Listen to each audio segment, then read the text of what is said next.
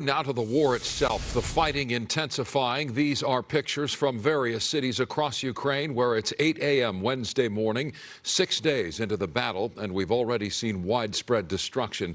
U.S. military sources say they expect the devastation and casualties to grow as Russia directs new attacks into civilian areas of Ukraine's largest cities. The deadliest fighting may come over the next 24 to 72 hours as the Russian military encircles the capital, Kyiv.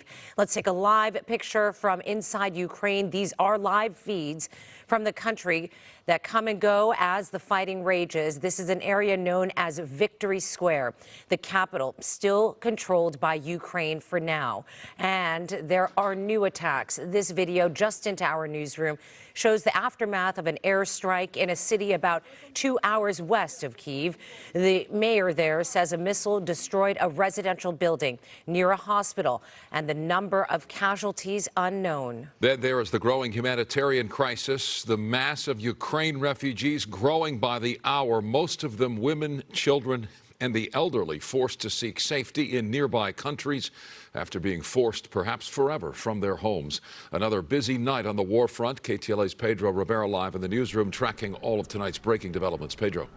Sure, Mike, at this hour, officials in the southern city of Kherson say that Russian troops have seized the port and railway station there. Kherson sits in the southern portion of Ukraine along the Black Sea. I do want to say here, keeping up to date with what's been going on, local media there is reporting that at least 7 cities have now sounded the air raid alerts in their towns, including in the capital of Kyiv. Tonight, as the State of the Union happened, President Biden called the attack on Ukraine unprovoked and premeditated as civilian casualties continue to climb.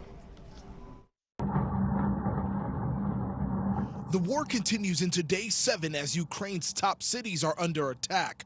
Earlier Tuesday morning, Russian military forces indiscriminately bombarding residential buildings and a government building in Kharkiv. That attack killing 7 people. And in Kyiv, a TV tower was targeted, killing another 5 people. And nearby, a Holocaust memorial destroyed by shellings. Russia claims they have not targeted civilian areas as they look to demilitarize Ukraine, but the mounting video evidence against Putin and Russia are evident. Like here in Zhytomyr, 85 miles outside Kyiv, where local officials say an airstrike hit 10 buildings, killing at least 2 people. Russia is being criticized by using banned weapons to target civilian areas.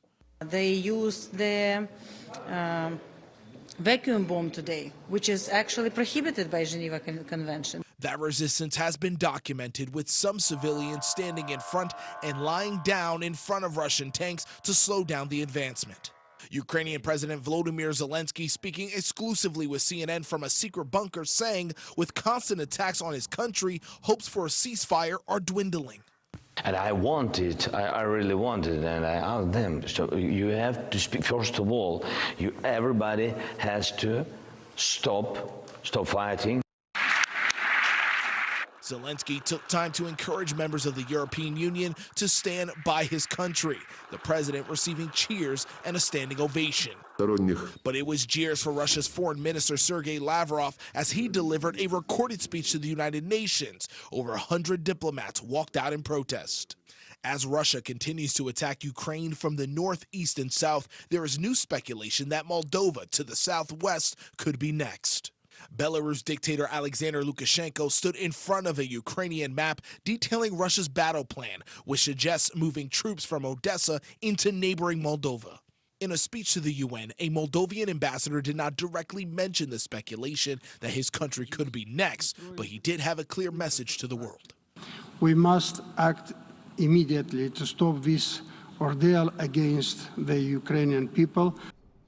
NATO leaders say they will continue to support Ukraine and protect its allies, but have no plans to change alert levels for NATO's nuclear forces. At this time, Russian stocks and the value of its currency continue to drop in Russia. And just as a reminder of where we are now in the death toll, the UN came out and said Tuesday that at least 136 people have been killed, including 13 children in Ukraine. So this continues to, the numbers continue to go up here as we're seeing this war escalate abroad.